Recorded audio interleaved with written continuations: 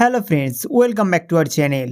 In today's video, I will show you how to insert a SIM card on iPhone 17 Pro.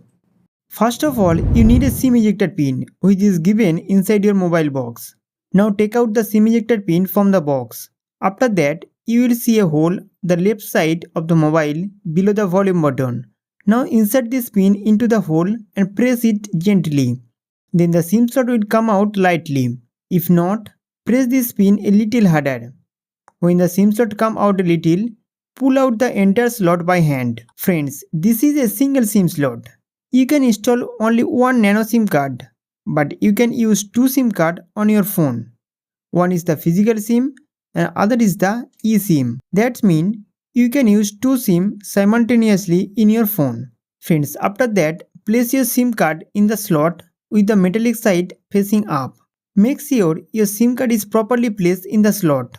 Then keep the metallic side of the SIM upward and slowly insert into the mobile phone. After installing the SIM card, it will take some time to catch the network signal.